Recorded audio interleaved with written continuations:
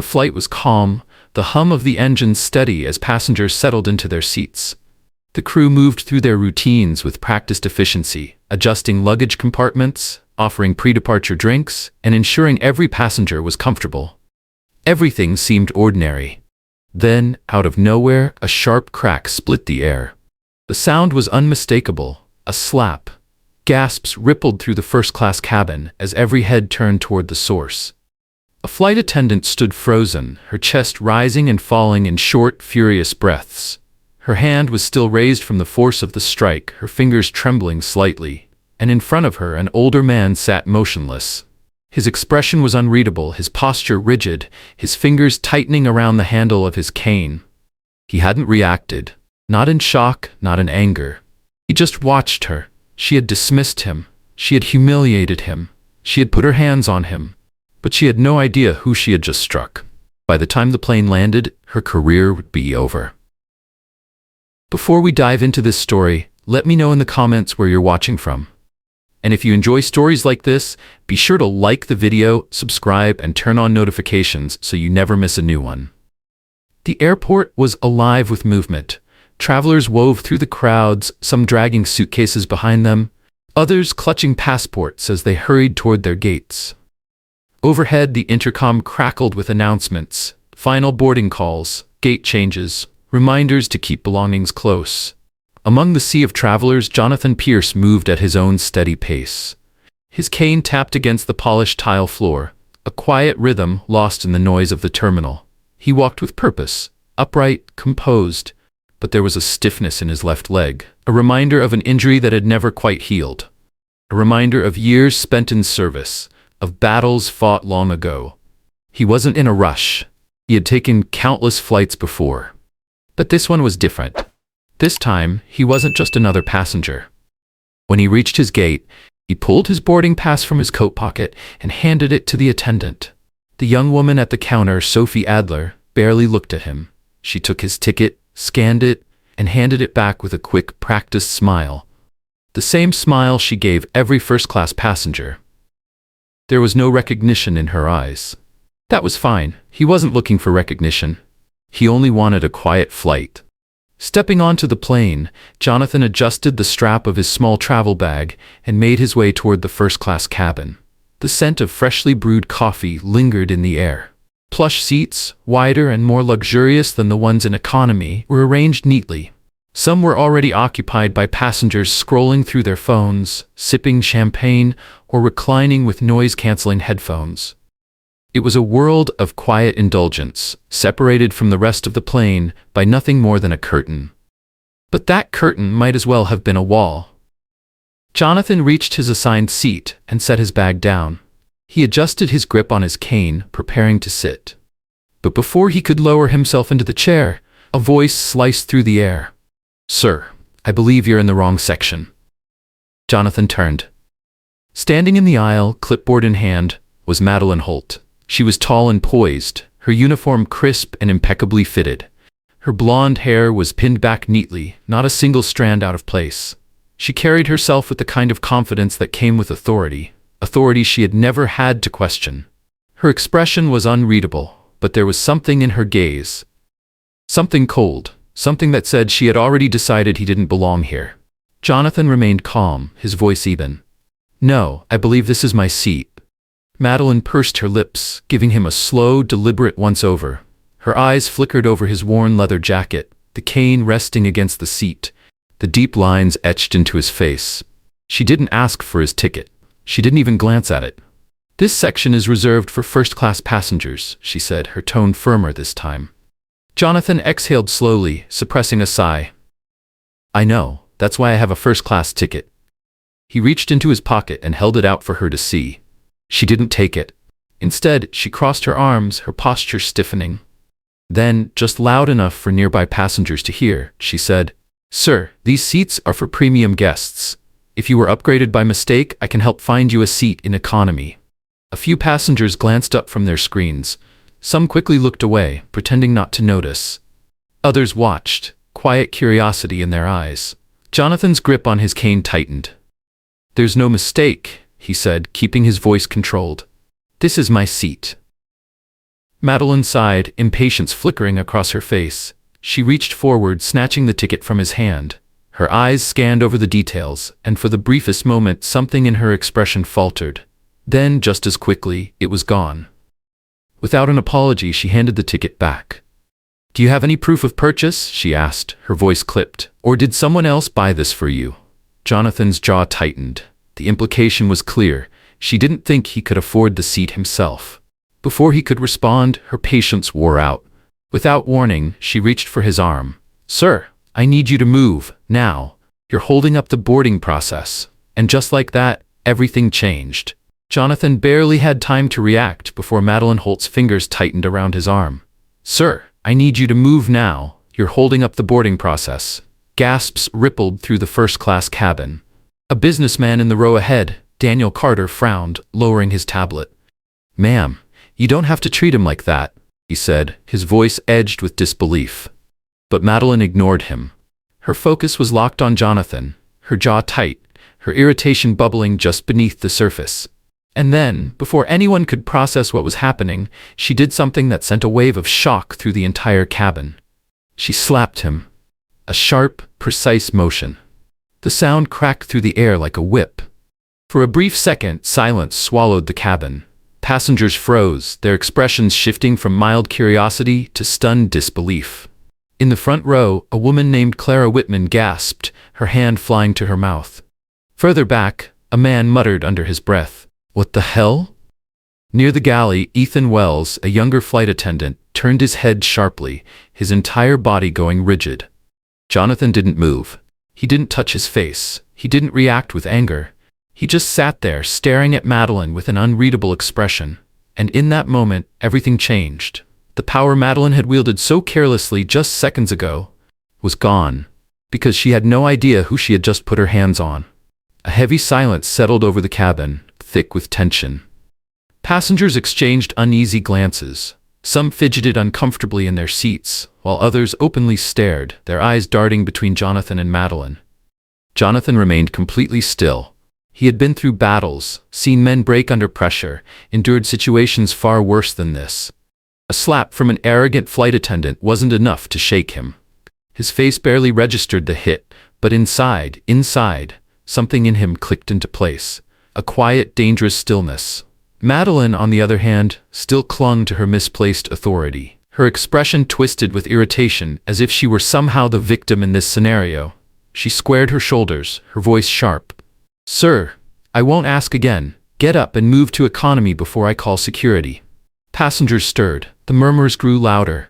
Daniel Carter turned fully in his seat now, his face twisted in disbelief. "This is unbelievable," he said, shaking his head. "The man has a ticket, and you just—" He stopped himself, running a hand through his hair. "You can't put your hands on a passenger." Madeline's eyes snapped toward him, her tone laced with authority. "Sir, stay out of this. This doesn't concern you." Near the galley, Ethan Wells was frozen in place. He had seen Madeline act dismissively toward passengers before, especially those she didn't think belonged in first class. But this was different. His fingers twitched by his side, his instinct screaming at him to do something. Because this wasn't just about a seating dispute anymore. This was spiraling into something far, far worse. Jonathan exhaled slowly, adjusting his grip on his cane. When he finally spoke, his voice was calm, but there was an unmistakable steel edge to it. "You should think carefully about what you do next." Something in his tone made Madeline hesitate. For just a fraction of a second, uncertainty flickered in her eyes. Then, just as quickly, she squared her shoulders and doubled down. "I don't take orders from passengers." And then, to make her point even clearer, she reached for his cane. Jonathan's grip tightened. Before she could pull it away, his voice dropped lower, quieter, but somehow more powerful than if he had shouted.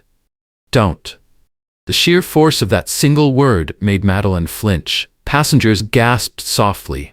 The shift in power was suddenly painfully obvious. A woman in seat 3C leaned toward her husband, whispering under her breath, "She's making a huge mistake." And then, everything changed. The intercom crackled. A deep, authoritative voice filled the cabin. "Miss Holt, report to the cockpit immediately." The command left no room for argument. Madeline stiffened. For the first time since the confrontation began, a flicker of genuine unease passed through her eyes. But she masked it quickly. With a huff, she turned toward the front of the plane, her heels clicking sharply against the carpet as she stormed down the aisle. Passengers watched her go. Whispers grew louder now that she was out of earshot. Back in first class, Jonathan adjusted in his seat, rolling his shoulders back. His movements were slow, controlled. He wasn't a man who needed to demand respect. He commanded it simply by existing. Ethan Wells hesitated for a moment, then took a small step forward. His voice was careful. "Sir, are you all right?" Jonathan finally leaned back into his seat, brushing invisible dust off his sleeve. "I'm fine," he said evenly. Then, after a pause, his lips curved ever so slightly. "But she won't be." Daniel Carter glanced toward the cockpit, exhaling through his nose. "She's about to find out exactly who she just messed with." And Madeline? She had no idea that this flight was about to become the worst day of her career. Jonathan Pierce sat back in his seat, his posture as steady as ever. Slow, controlled. He wasn't a man who needed to demand respect. He commanded it simply by existing. There was no need for raised voices, no need to argue.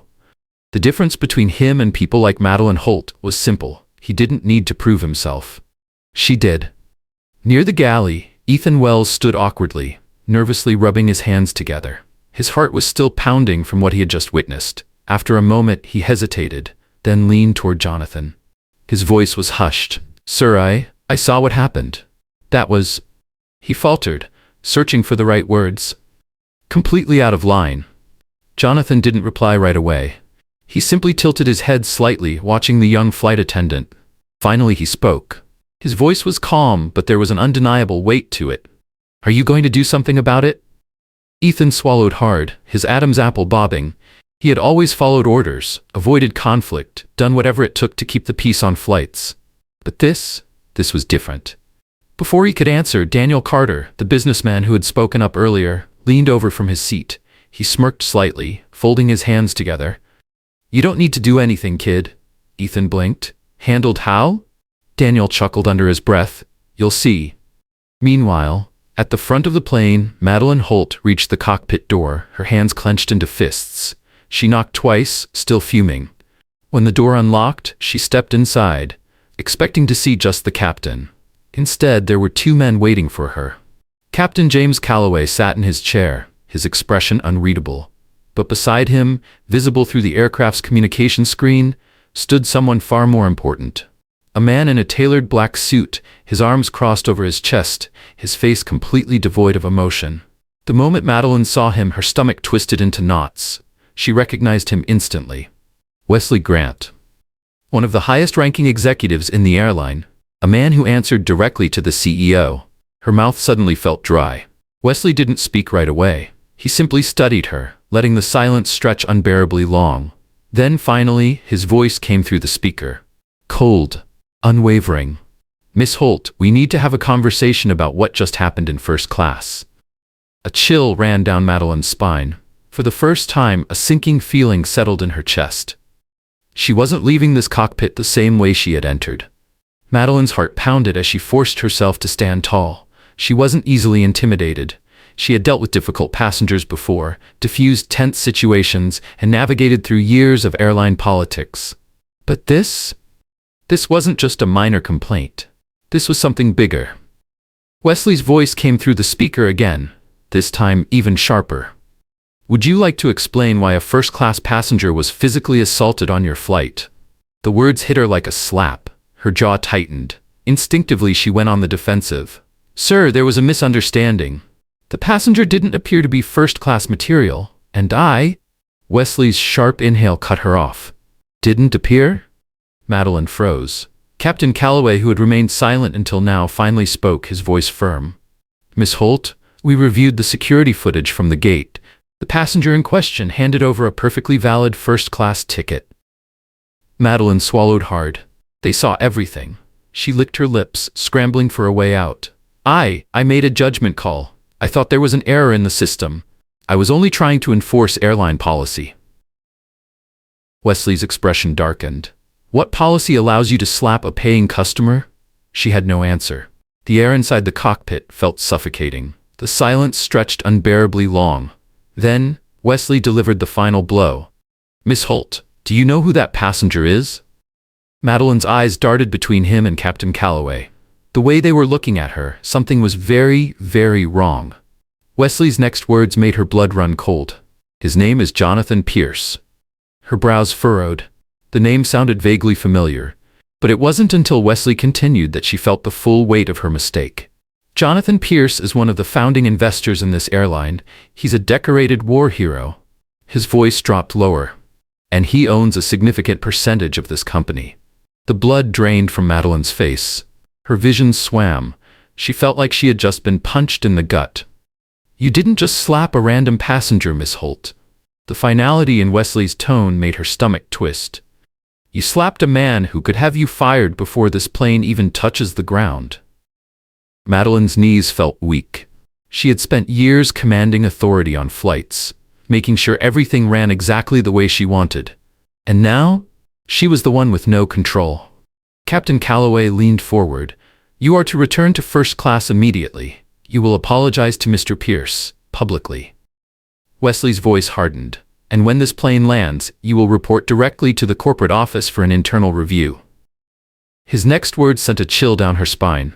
"Pending the outcome, your employment with this airline is not guaranteed." Madeline's lips parted, but no words came out.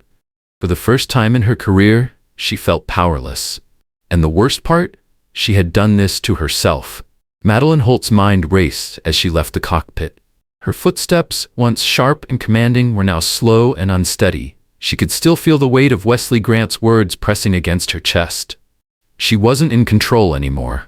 The power she had carefully built over the years, the authority, the precision, the confidence, had all been stripped away in an instant.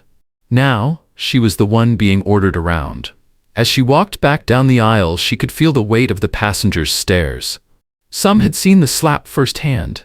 Others had only caught whispers of what had happened. But everyone knew something was going on. The air in first class was thick with tension. She stopped just short of Jonathan Pierce's seat. He hadn't moved.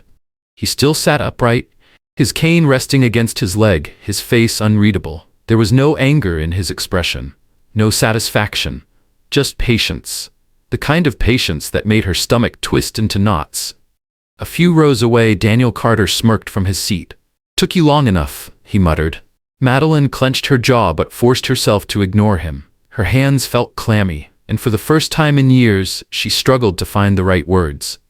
She had never had to apologize to a passenger before. She took a slow breath, forcing a tight, professional smile onto her face.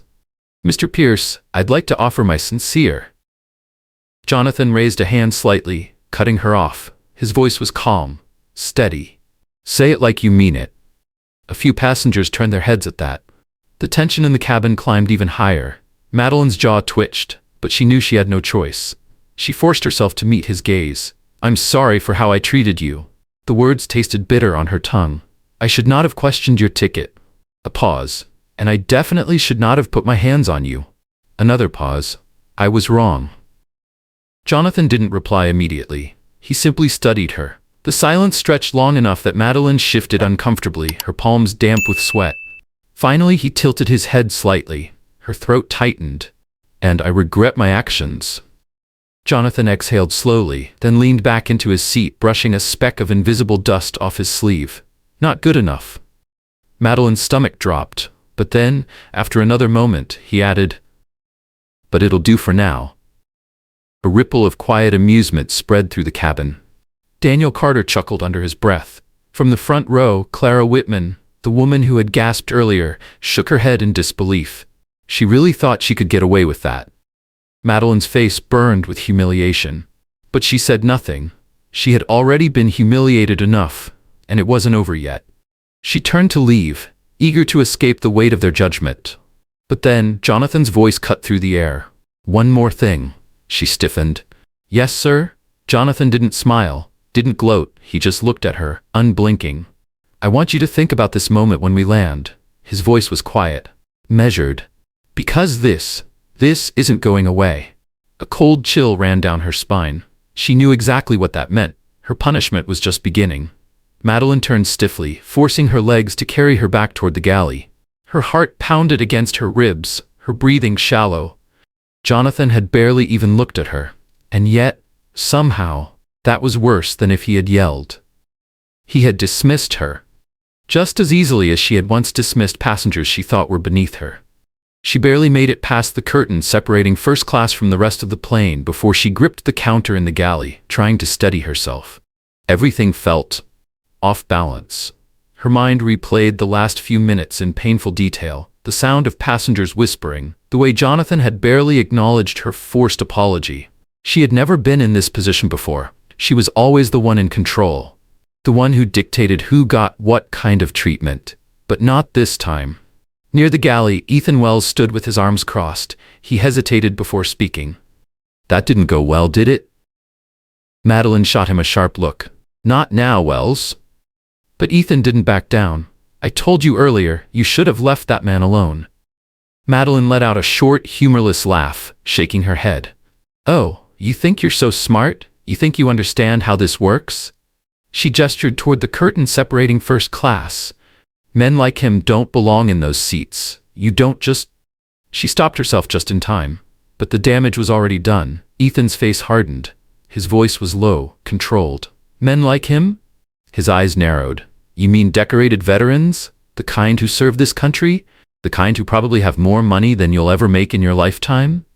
Madeline clenched her jaw. "I don't need a lecture from you." Ethan shook his head, stepping closer. "You think you're untouchable." His voice dropped even lower. "But I saw Wesley Grant's face on that screen." He let the words sink in before adding, "You're not walking away from this." Madeline's hands curled into fists at her sides. She wanted to snap back, to put him in his place, but she couldn't, because deep down, she knew he was right. She turned away from him, reaching for a tray of drinks to keep her hands busy. Her fingers trembled slightly. Ethan exhaled, watching her for a long moment before finally saying, "You should prepare yourself." Madeline didn't answer. She just stared blankly at the tray in front of her. Because for the first time in her career, she wasn't the one giving the orders. She was the one being brought down. Madeline Holt gripped the edge of the galley counter, her knuckles turning white. Her breathing was uneven, her pulse pounded in her ears.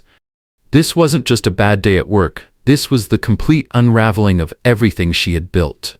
For years she had commanded authority. She had ensured passengers respected her, followed her rules, never questioned her decisions. But now she was the one under scrutiny. The whispers, the judgmental stares, the way even her own crew was looking at her. It was suffocating.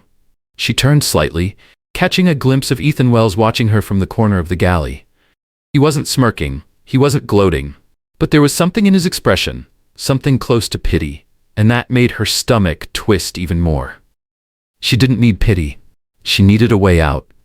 For a brief moment, her mind raced through her options. Maybe she could call corporate herself, get ahead of whatever storm was brewing. Maybe if she explained her side first, before things spiraled too far, they would be lenient. Maybe she could make it sound like a misunderstanding. Maybe. Her fingers itched toward her phone. She barely touched it before. Ding! The in-flight system chimed. The soft murmur of the cabin died instantly. Then, the captain's voice came over the intercom. "Ladies and gentlemen, this is your captain speaking. We have received updated instructions from corporate regarding a seating matter in first class. Flight crew, please ensure all passengers remain in their assigned seats." Madeline's fingers froze around her phone. The cabin remained silent. Passengers weren't stupid. They knew this wasn't about safety. It was about her. She could feel it now, the weight of what she had done sinking in like an anchor around her neck. Corporate wasn't just looking into the incident. They were already handling it. Beside her, Ethan shifted slightly. "I think that was meant for you." Madeline clenched her jaw. "I don't need you hovering over me, Wells." Ethan exhaled, rubbing his temples. "Look, I know you think you can fix this." He shook his head. "But you can't. You crossed a line, and now you're just waiting for the consequences." Madeline's eyes flashed. "You don't know that." But even as she said it, her voice lacked confidence, because the truth was, she did know. And the moment that plane landed, her career would never be the same. Jonathan Pierce sat quietly, watching. Passengers shifted in their seats, sneaking glances toward the front of the plane. Word had spread fast. Even those who hadn't witnessed the slap firsthand had heard enough to know something was happening. A few rows ahead, Daniel Carter let out a quiet chuckle. "She's panicking now. You can see it." Jonathan didn't respond immediately. His fingers ran along the handle of his cane, tracing the familiar grooves. He had spent years in the military. He had seen people crumble under pressure. Madeline Holt was no different. Daniel leaned in slightly. "I have to ask, why did you shut her down the moment she questioned you?" Jonathan finally looked at him. "Because people like her only learn one way." Daniel smirked, nodding in understanding. "By losing everything." Jonathan didn't smile. "By being forced to see who they really are." A few rows ahead, Clara Whitman, who had been quietly observing, turned in her seat. She lowered her voice. "Do you think she'll actually see it?" Jonathan let out a slow breath. His gaze drifted toward the front of the cabin. "That depends," Clara frowned. "On what?" Jonathan's expression didn't change. "On whether she faces the truth or keeps running from it." The flight continued as if nothing had happened, but everyone felt the shift. The energy in first class was different now. Passengers weren't just watching a flight attendant do her job anymore. They were waiting. Waiting to see what would happen when the plane landed. Waiting to see if Madeline Holt's reign over this cabin would crumble before their eyes. Jonathan remained still, relaxed. But his mind was sharp. He had been in situations where patience meant survival, where staying calm was the only way to win a battle. This wasn't combat, but the principles remained the same. The enemy always defeated themselves. All he had to do was wait. Daniel Carter swirled his glass, watching the liquid shift. "You know," he mused, "I've been in business a long time, and I've learned something important about people like her."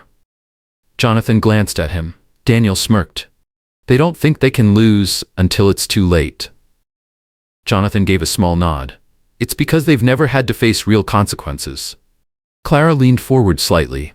Her voice was quieter now. "I still can't believe she hit you." She shook her head. She really thought she could get away with it. For the first time in a while, Jonathan finally turned toward her. He met her eyes. His voice was calm. People in positions of authority get comfortable making decisions without consequences. He exhaled. "She thought I was just another passenger."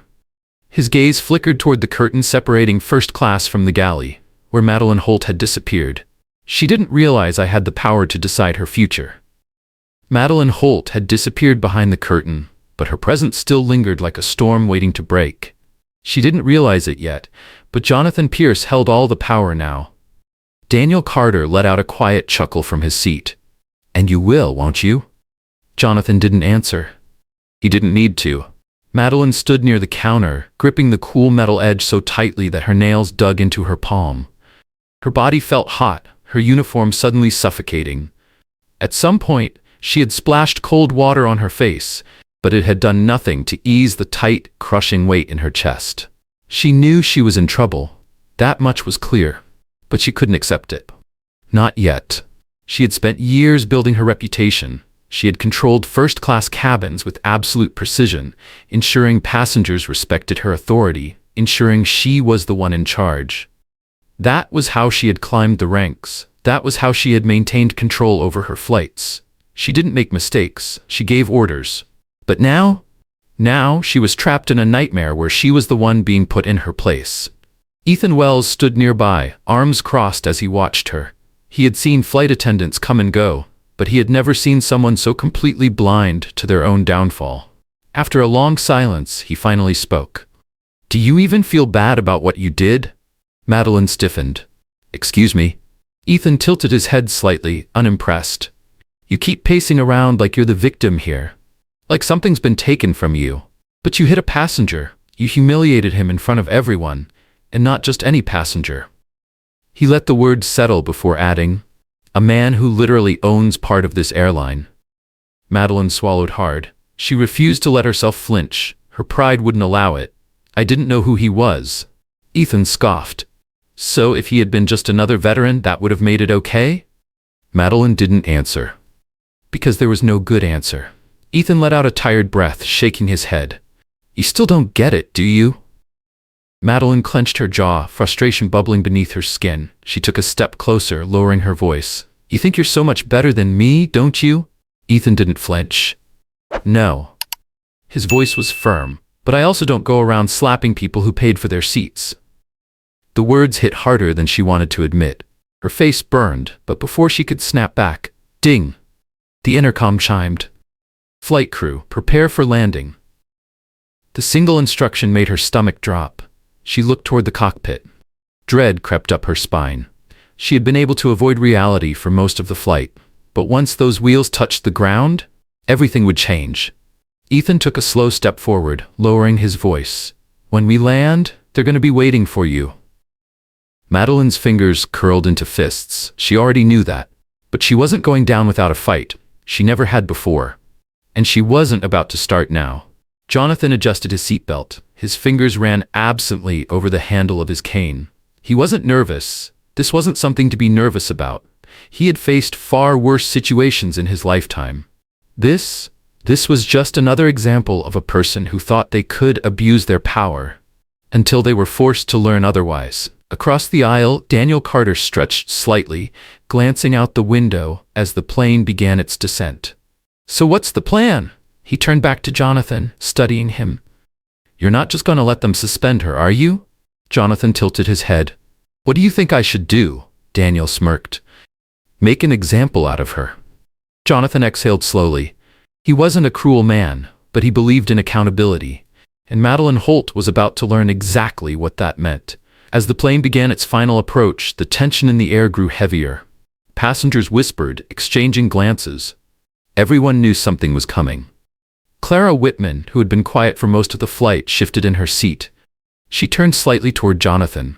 Are you really going to ruin her career? Jonathan didn't look at her. He simply stared ahead, his expression unreadable. She already did that herself. The plane descended steadily. The hum of the engines filled the cabin. Through the windows, the runway came into view. Passengers sat tensely. Some pretended to scroll through their phones. Others sneaked glances toward the front of the aircraft. The whispers had died down, replaced with an uncomfortable silence. A silence that stretched across first class like a storm cloud ready to break. Jonathan remained still. His hands rested lightly on the head of his cane. There was no rush. No urgency in his posture, but everyone could feel the weight of his presence. Madeline Holt, on the other hand, felt like she was suffocating. The moment the captain announced the landing, she knew her time was up. Madeline Holt was living on borrowed time. The minutes she had left in the sky were the only thing standing between her and what was waiting for her on the ground. And she knew exactly what was waiting. She had seen it before. Flight attendants being pulled aside after landing, escorted away for discussions that never ended well. Some were lucky. They got reassigned, given a warning, a second chance. Others, they didn't even make it to their next flight. But this was different. This wasn't some seating dispute. This wasn't a misunderstanding with a difficult passenger. This was something she couldn't explain away. Because she had put her hands on a man who owned part of the airline. A man who, with a single phone call, could end her entire career. She felt eyes on her. Passengers watching.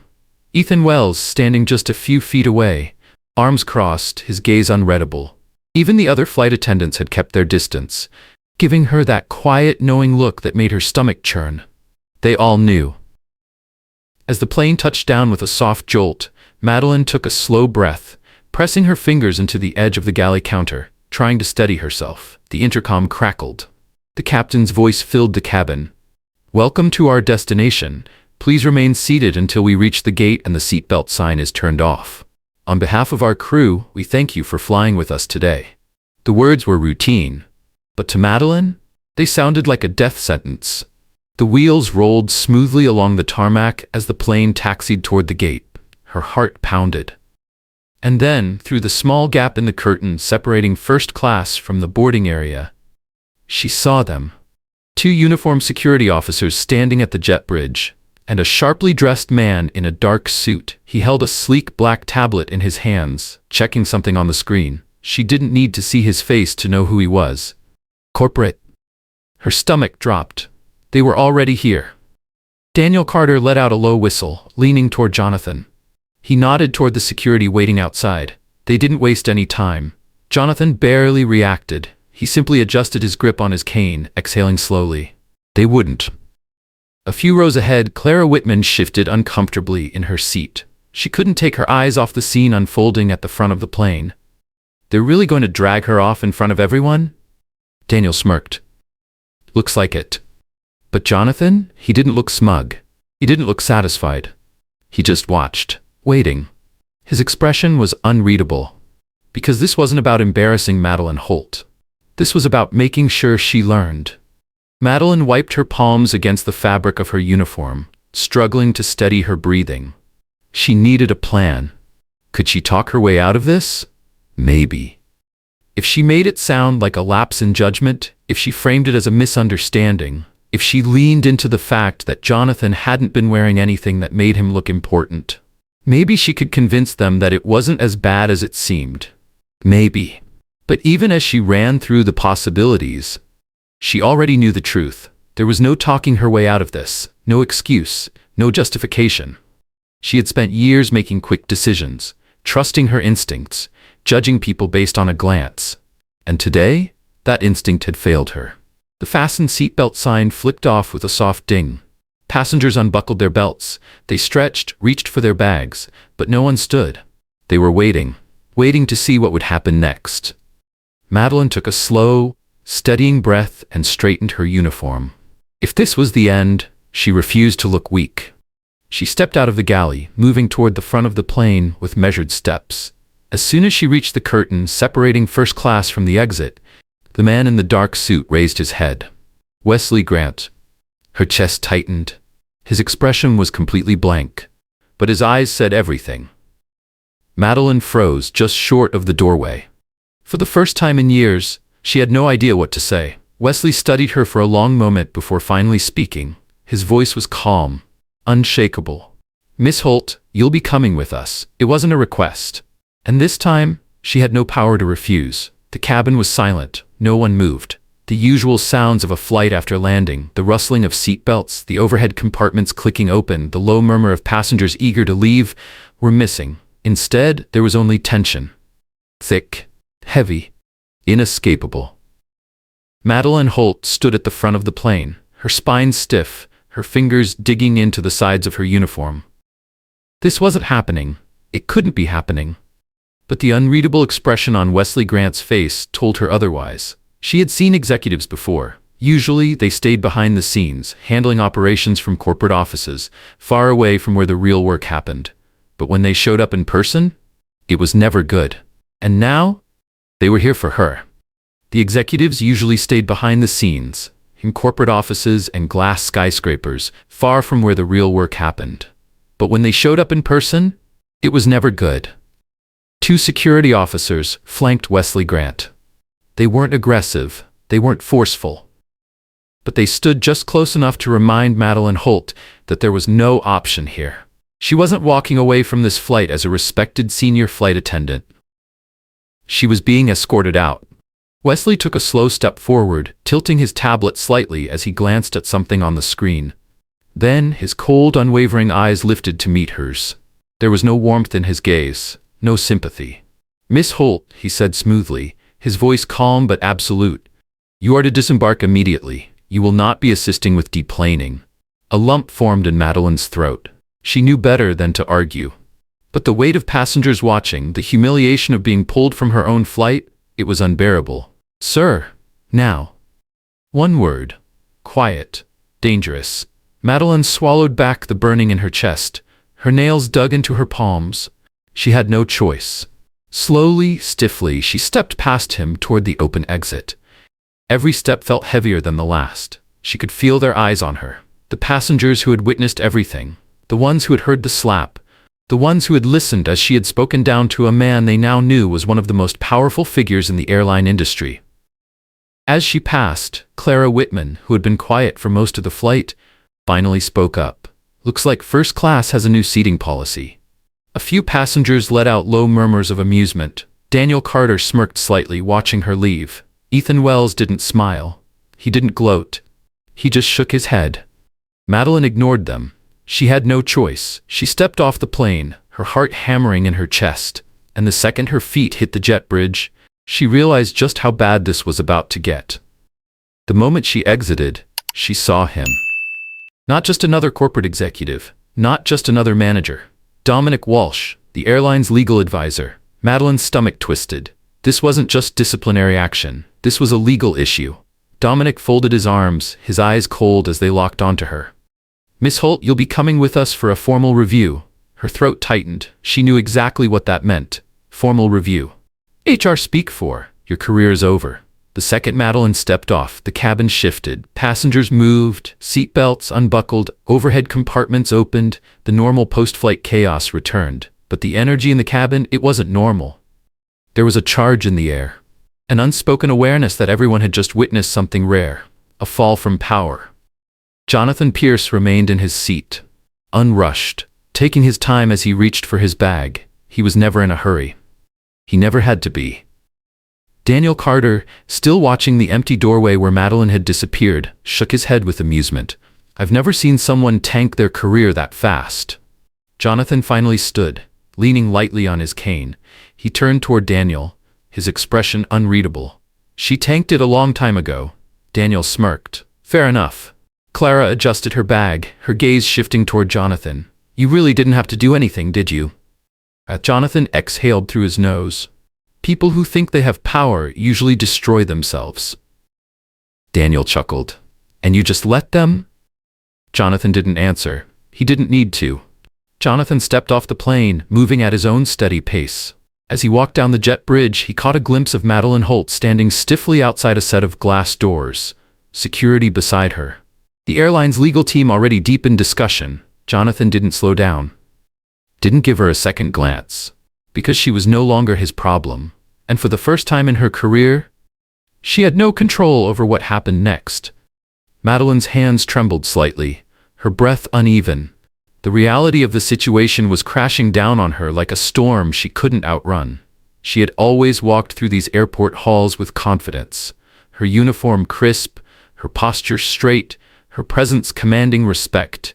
She had been the one enforcing the rules, the one calling the shots. But now she wasn't walking. She was waiting for the door to open, waiting for someone to call her inside, waiting to hear what would happen to the career she had spent years building. Through the glass, she could see Dominic Walsh flipping through a folder, a file, her file. And she knew, without a doubt, this was the end. The conference room was silent. The table was neatly arranged, documents stacked in crisp piles. Beside Dominic Walsh, Wesley Grant sat, his expression unreadable. But the worst part? The empty chair at the head of the table? Because she knew exactly who it was for. And as if on cue, the hallway behind her filled with the sound of measured, steady footsteps. She didn't need to turn around to know who it was. Jonathan Pierce. Inside the conference room, the air grew heavy. Not with shouting, not with tension, but with the kind of silence that made the room feel smaller. Jonathan entered. He wasn't rushed, he wasn't angry. He simply existed in a way that demanded the room's attention. Wesley stood briefly in acknowledgement. Dominic barely glanced up from his papers. The power dynamic had already shifted. And Madeline Holt? She felt it crushing her. She stepped in behind Jonathan, her movements stiff, controlled. Dominic finally looked up. He gestured toward the chair across from him. "Miss Holt, have a seat." She hesitated for just a second before obeying. Her hands folded tightly in her lap. Dominic glanced between Jonathan and Wesley before finally settling his gaze on her. "We'll keep this brief." Madeline fought the urge to swallow. She knew what was coming. "As of this moment," Dominic said, his voice clipped, professional, "you are suspended without pay, pending termination." A sharp spike of panic flared in her chest, but she kept her expression neutral. Dominic continued, "Your actions today were not only inappropriate, but they have also put this airline at risk. Physically assaulting a passenger, let alone a high-profile investor, has consequences, Miss Holt." Madeline's throat felt tight, but she forced herself to speak. "I understand that I made a mistake, but—" "A mistake?" Jonathan's voice cut through the room, low, firm. She flinched slightly, finally forcing herself to meet his gaze. His eyes weren't filled with anger. They were filled with something much worse. Disappointment. Jonathan exhaled slowly, tapping his fingers lightly against the handle of his cane. You didn't make a mistake, Miss Holt. Silence. Then he tilted his head slightly. You made a choice. The weight of those words settled over her like a crushing force. Wesley cleared his throat. Mr. Pierce has requested that you be removed from any and all flight assignments. Indefinitely. Madeline gripped the arms of her chair. Indefinitely. It was worse than just being fired. If they fired her outright, she could fight it, argue for severance, maybe even find another airline willing to overlook what happened. But an indefinite suspension? It meant she wasn't even worth officially terminating. It meant she would be stuck in limbo, unable to work, unable to move forward. She took a slow, shaky breath. Her last attempt. Mr. Pierce, she started, her voice carefully controlled. I understand that what I did was wrong. She hesitated, choosing her words carefully. I misjudged you. I let my assumptions cloud my judgment, and for that, I am sorry. Jonathan didn't react. She swallowed hard. If I could go back, I would handle things differently. I would. She trailed off. Because what could she say? That she would have treated him better if she had known who he was? That she would have ignored her bias if she had realized he had power? Even she knew how empty that sounded. Jonathan studied her for a long moment. Finally, he spoke. Tell me something, Miss Holt. She sat up straighter. Yes, sir? His next words hit her harder than the suspension notice ever could. Would you have apologized if you hadn't been caught? The room went silent. Not the kind of silence that came from hesitation, the kind that stripped away every excuse, every defense, the kind that forced a person to face the truth.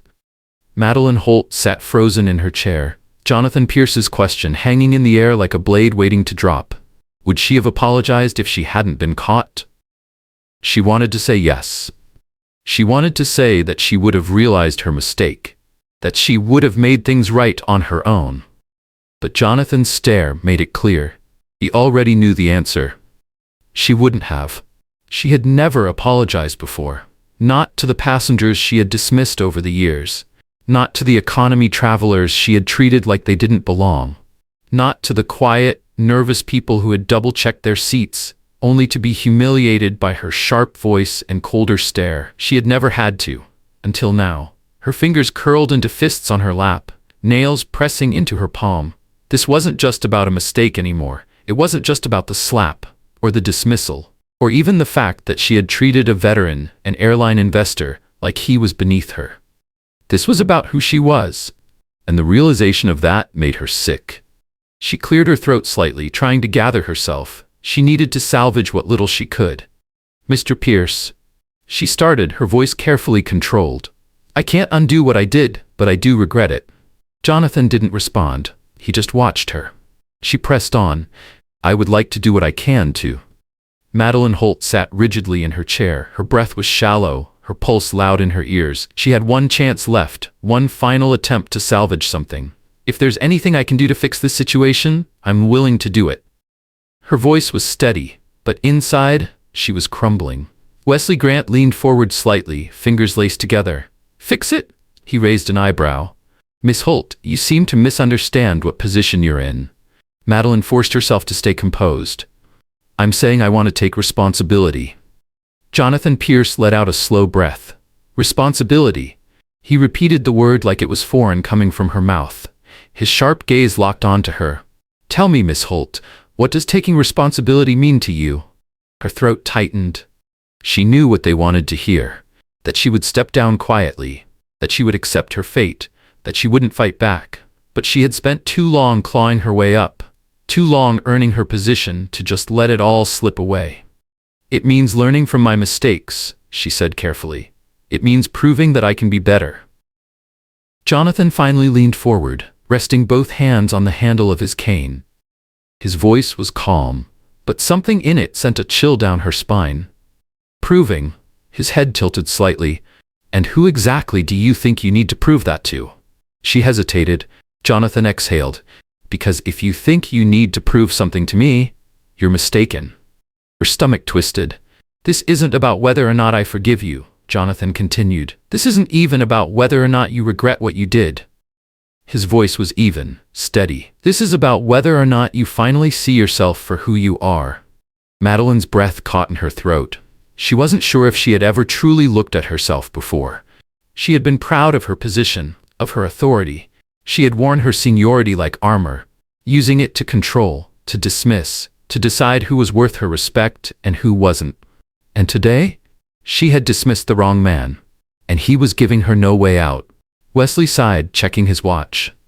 "Miss Holt, we aren't here to negotiate your feelings." His tone was clipped. "We're here to determine the final steps of your exit from this airline." Final steps. Exit. She knew it was coming, but hearing it said so plainly made it real. She opened her mouth, ready to argue, ready to say anything that might soften her punishment, but before she could speak, Jonathan shifted in his seat, and what he said next shattered any last hope she had left. "You don't belong in the sky." So simple. So final. Her vision blurred slightly as she forced herself to keep breathing. She had spent years in the sky. It was all she had. And Jonathan Pierce had taken it from her in a single sentence. Wesley nodded in agreement. "Effective immediately, you are permanently banned from working with this airline in any capacity." Madeline blinked rapidly, trying to push back the sting in her eyes. She had expected a suspension, maybe even a year-long termination that she could work around. But this, she was done. Completely. Dominic Walsh, the airline's legal advisor, finally spoke up. His tone was dry, professional, absolute. "You will receive official documentation of your termination, which will also be reported to industry regulators." His eyes barely flickered as he added, "Any attempts to falsify employment records or withhold this incident from future employers will be met with legal action." Madeline barely heard him. Everything around her felt like static. The airline wasn't just firing her. They were making sure no one else would hire her either. They were making sure she never set foot on a plane again. She swallowed hard. Her voice was barely above a whisper. I understand." Jonathan held her gaze for a long moment. Then, finally, he leaned back in his chair. "Good." Madeline felt the finality of that word settle deep in her chest. She had spent her entire career standing in judgment of others, and now, she was the one being judged. And there was no appeal. She sat motionless, her breathing shallow. Her entire world had collapsed in less than an hour. The seat beneath her felt unsteady, as if she were still mid-flight, as if turbulence was rocking everything she thought she had control over.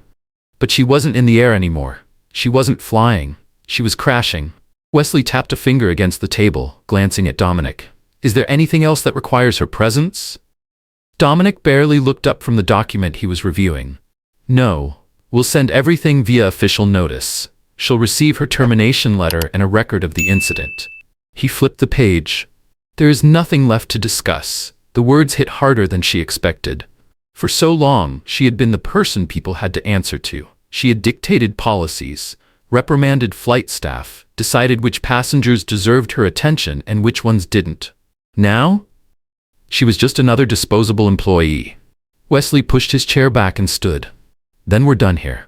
Madeline's heart lurched. That was it? No final appeal? No last chance? No way to prove she could change? She forced herself to stand as well. Her hands trembled slightly as she smoothed down the front of her uniform. She had been wearing this uniform for years. But today, it felt like a costume, a disguise that no longer fit. Jonathan Pierce didn't move right away. He remained seated, watching her carefully. His face didn't show satisfaction, didn't show smugness. There was no pleasure in what had happened here, just the quiet weight of certainty. Finally, he stood. He grabbed his cane, adjusted his stance, his movements steady, controlled. Everything about him radiated the kind of power that came from knowing exactly who he was. Madeline had never hated anyone more. Because deep down she realized something. She didn't just envy his power. She envied his certainty. He had never needed to prove himself the way she had. He didn't demand respect. He already had it. And now, she had nothing. For so long, Madeline Holt had been the person people had to answer to. She had dictated policies, reprimanded flight staff, decided which passengers deserved her attention, and which ones didn't. Now, she was just another disposable employee. Wesley Grant pushed his chair back and stood. "Then we're done here." Madeline's heart lurched.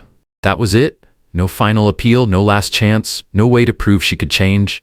She forced herself to stand, her hands trembling slightly as she smoothed down the front of her uniform. She had worn this uniform for years, but today it felt like a costume, a disguise that no longer fit.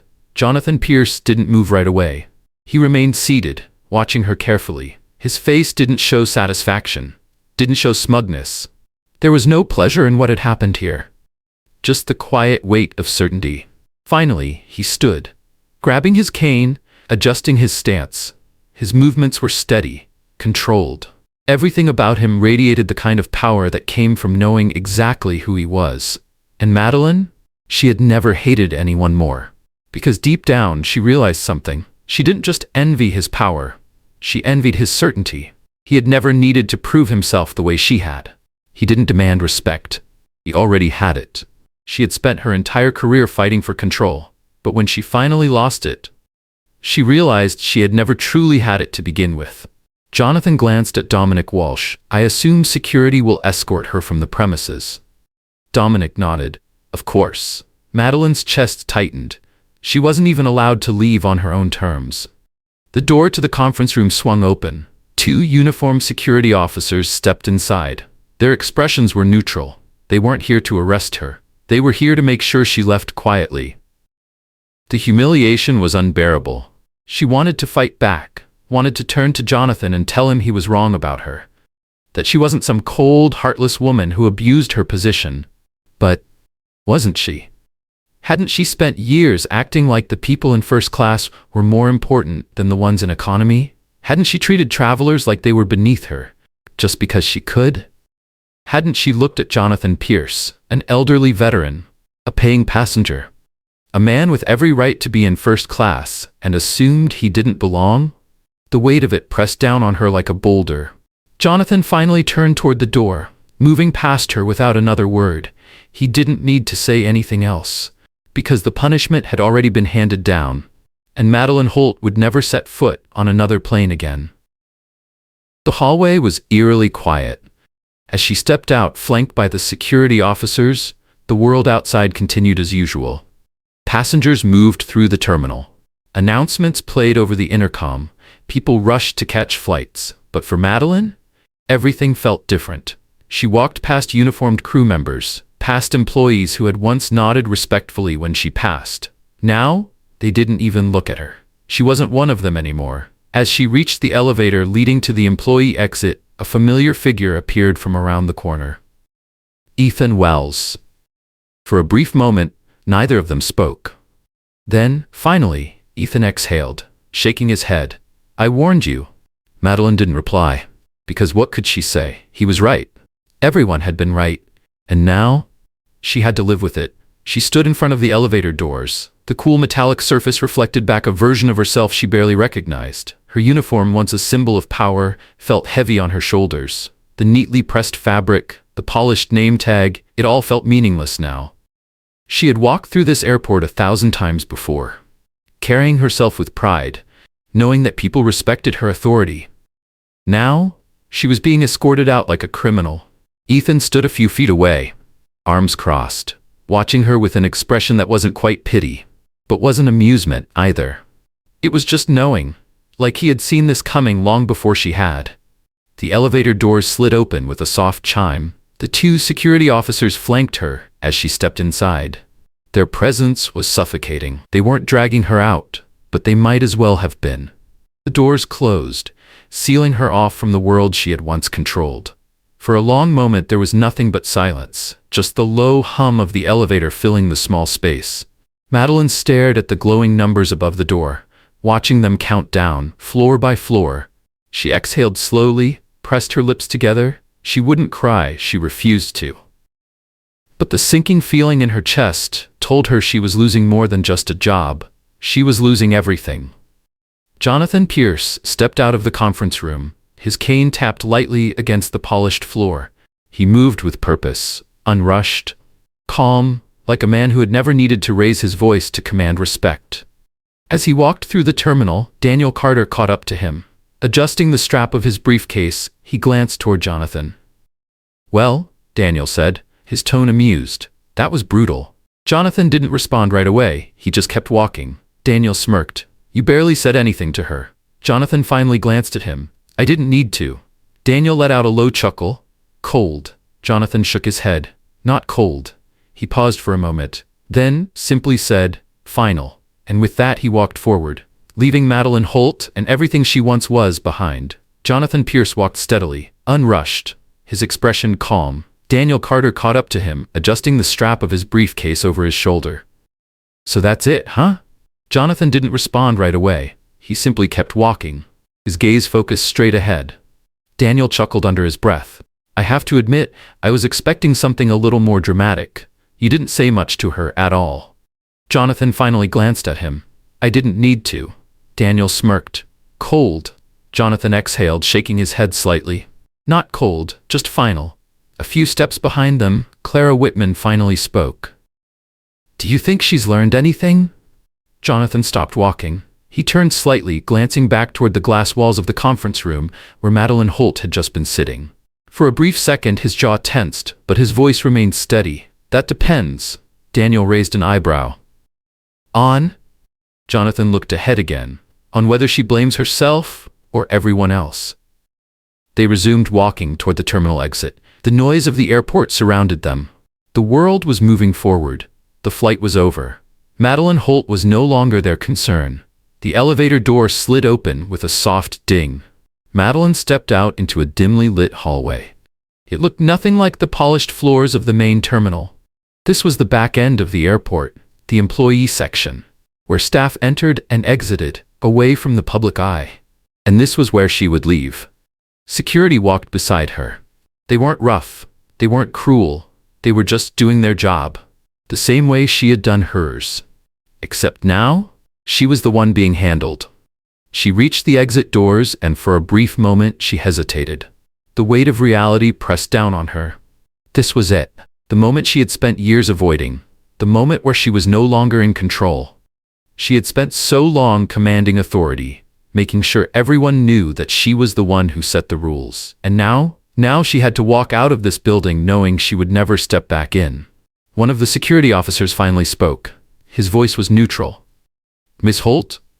Madeline's fingers tightened around the strap of her bag. She could still fight. She could still argue. She could still say something. But what was left to say? She took a deep breath and pushed the doors open. The cold air hit her instantly, sharp against her skin. She stepped outside, the doors sliding shut behind her, with a quiet final click. And just like that, Madeline Holt was gone. The doors slid shut behind her, sealing her out of the only world she had ever known. The life she had built, the authority she had carried, the certainty she had always relied on.